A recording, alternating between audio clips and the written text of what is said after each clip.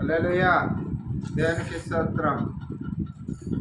నే సాగెద యేసునితో నా జీవిత కాలమంతా. నే సాగెద యేసునితో నా జీవిత కాలమంతా. యేసుతో గడిపేదా, యేసుతో నడిచేదా, యేసుతో గడిపేదా, యేసుతో నడిచేదా, పరమును చేరగని వెళ్ళేదా, పరమును చేరగని వెళ్ళేదా, ఆనుగు వలె సాగేదా. సాగెద యేసునితో నా జీవిత కాలమంతా. హల్లెలూయా. దేవునికి స్తోత్రం.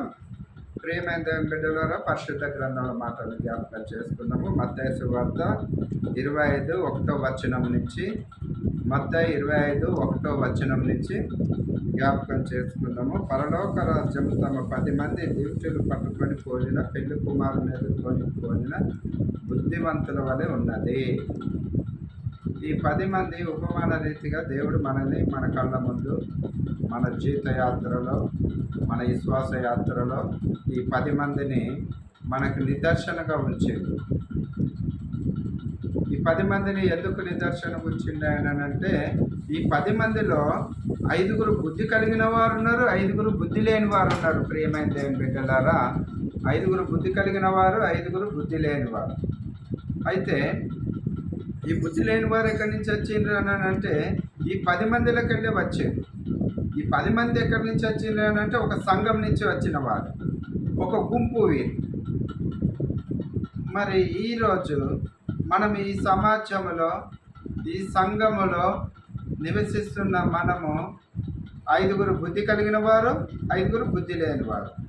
మరి బుద్ధి కలిగిన వారి దగ్గర ఏముంది, బుద్ధి కలగని వారి దగ్గర ఏముంది అంటే, ఆలోచన చేద్దాము. ప్రియమైన దేవుని బిడ్డలారా, సిద్ధపాటు. దేవుడి 10 మందిని ఒకటే రీతిగా ఆశీర్వదించాడు. దేవుడి 10 మందిని భూమి మీద ఉన్నతమైన స్థితిలో ఉంచాడు. దేవుడు 10 మందికి వారి అవసరతలు ఏంటో, వారి అక్కర్లేందో అన్ని అవసరతలలో, ప్రతి విషయంలో వారి ప్రార్థన విజ్ఞాపనకు ప్రతి సమయంలో ఉత్తరం ఇస్తూ వారికి తోడై ఉండి నడిపించిన దేవుడు. మరి నడిపించినాక కూడా, ఆదరించినాక కూడా, మరి 10 మందిలలో 5 ఎత్తపడ్డవారు ఉన్నారు, 5 విడిచిపెట్టబడ్డవారు ఉన్నారు, 5 బుద్ధి లేని వారు, 5 బుద్ధి కలిగిన వారు. మరి జనాలంతా ఎట్లా వచ్చిండ్రు, ఎక్కడి నుంచి వచ్చిండ్రు? ఈ బుద్ధి లేని వారెవరు, బుద్ధి కలిగిన వారెవరు? వీళ్ళు ప్రత్యేకింపబడ్డ వారేనా, లేకుంటే దేవునితో ఉన్నవారా, లేకుంటే దేవునితో ఉండి విడిచిపెట్టబడ్డవారా? దేవునితో ఉండి విడిచిపెట్టబడ్డవారు కాదు. దేవునితో ఉన్నవారు, దేవునితో అంటుకట్టబడ్డారు 5. దేవునితో ఉన్నామనుకుంటూ చెప్తూ, మేము క్రైస్తవులమని చెప్పుకుంటూ క్రైస్తవ జీవితం జీవిస్తూ, దేవుని ఆత్మీయతకు, దేవుని వాక్యానికి, దేవుని విధేయతకి లోనైన వారు కాదు. ఆయన వాక్యాన్ని అనుసరించి నడుచుకున్న వారు కాదు. వారి హృదయంలో ఏం లేదంటే సిద్ధపాటు లేదు. సిద్ధపాటు అనంటే ఏంటయ్యా, మేమేమి చేయాలయ్యా? ఆదివారం వస్తే పరుగున ఆదివారం రోజు మందిరానికి సమయానికి వెళ్తున్నాము కదా, మరి ఇంకా చేయవలసింది ఏముందయ్యా? ఎక్కడైనా ప్రార్థనలు అంటే కూడా సమయానికే వెళ్తున్నాము, అందరికంటే ముందే ఉంటున్నాము, ఒక 10 నిమిషాల ముందు అని మనం అనుకుంటున్నాం. నువ్వు 10 నిమిషాల ముందు పోయినావా, 5 నిమిషాలు వెనక పోయినావా, లేకుంటే ప్రార్థన అయిపోయే ముందు వెళ్ళినావా అన్నది ఇక్కడ సమస్య కాదు.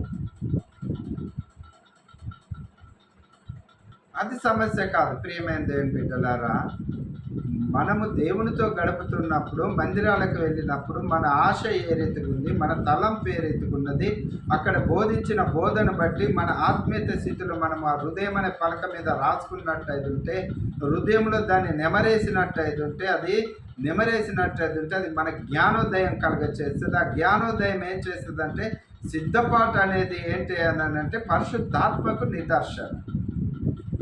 ఈరోజు అందరము దేవుని బిడ్డలమే, అందరము క్రైస్తవులమే. బైబిల్ ఉన్న వారల్లా క్రైస్తవులే. పేరు పెట్టబడిన వారు కూడా క్రైస్తవుడు. పేరు పెట్టబడినంత మాత్రాన నువ్వు క్రైస్తవుడువా? పేరు పెట్టుకున్నావు ఓకే, బైబిల్ ఉంది ఓకే, మందిరానికి వెళ్తున్నావు ఓకే, బైబిల్లో ఉన్న సారాంశము నీ హృదయంలో ఉందా? లేదా మందిరానికి వెళ్ళినప్పుడు బోధించిన బోధ నీ చెవున వింటున్నావా, చెవున పెడుతున్నావా? ప్రియమైన దేవుని బిడ్డలారా, బైబిల్ ఉన్న సారాంశం ఏంటి అని అంటే వ్యక్తిత్వం మారుస్తుంది. పరిశుద్ధంగా బ్రతుకుటకు, సమాజంలో గౌరవ మర్యాదలతో ఉంచుటకు, కుటుంబంగా గౌరవ మర్యాదలతో పెరుగుటకు అది ఉపయోగకరంగా ఉంటుంది. ఆ కుటుంబంలో ప్రయోజనకరంగా ఉంటుంది. ఏ కుటుంబంలో అయితే దేవుని వాక్యం ఉండదో, ఏ కుటుంబంలో అయితే పరిశుద్ధాత్మ ఆదరణ ఉండదో, ఆ కుటుంబంలో శాంతికి సమాధానానికి కర్త అవుతుంది. అక్కడ శాంతి లేదు, శాంతి ఉంది కదా, సమాధానం ఉంది కదా, అక్కడ ఏమున్నట్టు? దేవుని కృప ఉన్నట్టు. మరి శాంతి సమాధానం లేని కాడ ఏమైతే అని అంటే పరిశుద్ధాత్మ లేనట్టు. నిలకడ లేని జీవితాలు. ఒక మాట చెప్పాలనంటే వీరి జీవిత యాత్రలు ఏందయ్యానంటే ఉరుకులు పరుగులాట.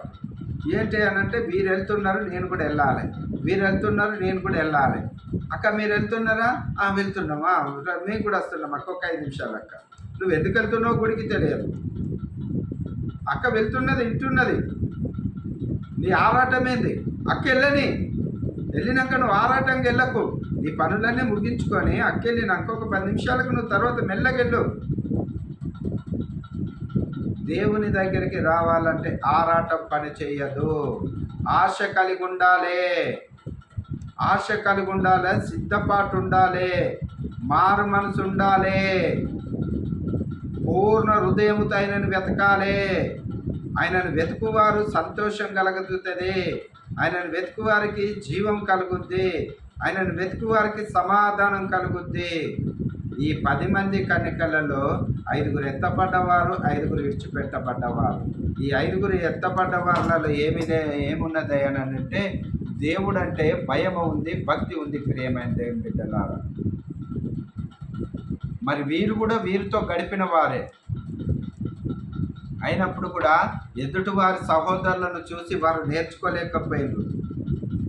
మేము వీరున్న కాడ మేము లేవా, వీరున్న మందిరంలో మేము కూర్చున్నాం కదా, వారు కూర్చున్న జాగాలో మేము కూర్చున్నాం కదా అని ఆడంబరంగా అనుకుంటున్నారు. కానీ వారికి ఉన్న ఆత్మీయత స్థితి నాకుందా? ఆత్మీయత ఉన్నవారు బయటపడరు. ప్రియమైన దేవుని బిడ్డలారా, నిండుకుండాట తొనకదాట, నిండుకుండా తొనకదు. మళ్ళీ ఇంకో మాట జ్ఞాపకం చేస్తా, ఏమి లేని ఇస్తరాకాట ఎగిరెగిరి పడుతుందట, అన్నీ ఉన్న ఇస్తరాకాట అణిగి మణిగి ఉంటుందట. ఆత్మీయత స్థితి కూడా అలాంటిదే. అది పరిశుద్ధాత్మ కృప వరము. దేవునితో నింపబడ్డవారు చాలా నెమ్మదంగా అణిగి ఆలోచన కలిగి అన్ని విషయాలలో మెలకుగా ఉంటారు. వీరిని చూసైనప్పటికైనా వీరు బుద్ధి తెచ్చుకోకూడదా? వారి ప్రవర్తన ఎట్లుంది, మందిరానికి వెళ్ళినప్పుడు, ఇంటికాడ ఉన్నప్పుడు ఎట్లున్నది అన్నది 5 గమనించాలి కదా, ఆలోచన చేయాలి కదా.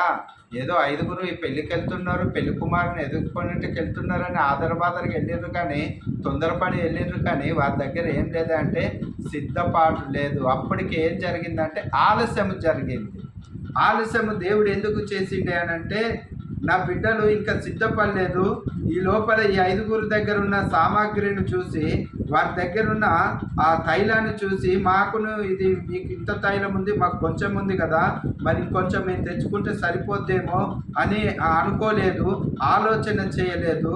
ఈ తైలము బాగా ఉన్నవారు ఏం చేసిందంటే ఆది మనిషి నిద్రపోయిండ్రు. వీరు నిద్రపోగలేదు, వీరితో పాటు మనం కూడా కదా అనుకొని వీరు కూడా ఏం చేసిందంటే వీరు కూడా నిద్రపోయారు. ఈ లోపల ప్రభు రాకడ సమీపమైంది, పూర మోగింది. వీరు లేచిండ్రు, వీరు లేచిండ్రు. పెళ్లి కుమారుడు వస్తున్నాడు అనేటానికి లేచి తొందరగా అన్నీ చూసుకొని సర్దుకుంటున్నారు. అక్క ఏంటక్క మా బుడ్డిలలో నూనె అయిపోతుంది, దీపాలు ఆరిపోతున్నాయి అక్క, ఏంటక్క అనేసి అంటే, అమ్మా ఈ నూనె మీకును మాకును సరిపోదు, కానీ మీరు వెళ్ళి సావుకారు యొద్దకు తెచ్చుకొని మరి రండి అనేటానికి ఈ బుద్ధి లేని వారు ఏం చేసిండ్రు అని అంటే, సావుకారు యొద్దకు వెళ్ళి కొనుక్కొని వచ్చేటానికి ఇక్కడ యేసు ప్రభు ఏం మాట్లాడుతున్నాడో 25:11 వచనము. అంతటా తలుపులు వేయబడేను, అంతటా తలుపులు వేయబడేను. కన్యకలు వచ్చి, అయ్యా అయ్యా మాకు తలుపులు తీయమని అడగగా, అతడు, మిమ్ముని నేనెన్నడూనూ చూడలేదు, మీరెవరో నాకు తెలియదు. అయ్యా ఆ లోపల ఉన్న 5 మేము కలిసి వచ్చిన వారే అని అంటే, ఈ 5 బుద్ధి లేని వారు, 5 బుద్ధి కలిగిన వారు, మీరెవరో నాకు తెలియదు. ప్రేమని దేవుని బిడ్డలారు, ఒకసారి ఆలోచన చేద్దాము. ఈ 5 విడిచిపెట్టబడ్డవారు ఎవరు? సజీవ లెక్కలే ఉన్నారు. అందురించి దేవుడు ఆలస్యం చేసినప్పుడు కూడా వారి జీవితంలో వారు గ్రహించలేనిది ఏంటంటే, మేము దేవుని కలిగి ఉన్నాం అనుకుంటున్నారు, కానీ దేవుని ఆత్మీయత స్థితి, దేవుని గుణగణాలు, సారాంశాలు కానీ ఎవి కూడా వారి జీవితంలో లేవు, వారి జీవిత ప్రయాణంలో లేవు. వారు లోకానుసరమైన జీవితం గడిపినరు, లోకానుసరమైన బ్రతికినరు. నామకార్థంగా ఏముంది అని అంటే, వారి దగ్గర ఈ పరిశుద్ధ గ్రంథం ఉంది, కానీ ఈ పరిశుద్ధ గ్రంథములో సారాంశము వాళ్ళ దగ్గర లేదు.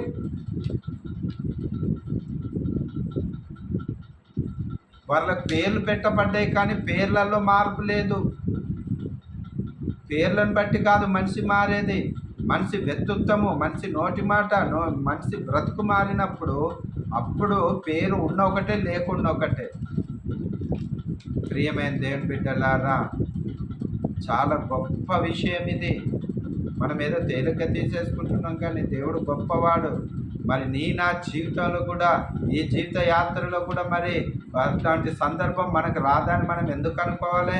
విడిచిపెట్టిన 5 కన్యకల జీవితం ఏమైంది? ప్రభువా, మా స్థితిగతులు ఒకవేళ అట్లుంటే ఇంతవరకు ఆలస్యం చేస్తున్నావేమో, ఈ 2025లో మాకు సరి చేసుకుంటూ మాకు ఇచ్చిన ఈ అవకాశాన్ని బట్టి ఈ 2025లో ఈ ఉపవాస సన్నిధానంలో మేము నీతో ఒడంబడిక చేసుకుంటున్నాము, నీతో గడుపుతున్నాము, నిష్ఠగా ఉంటాము, యథార్థంగా ఉంటామనేసి ఎందుకు తీర్మానం చేసుకోకూడదు?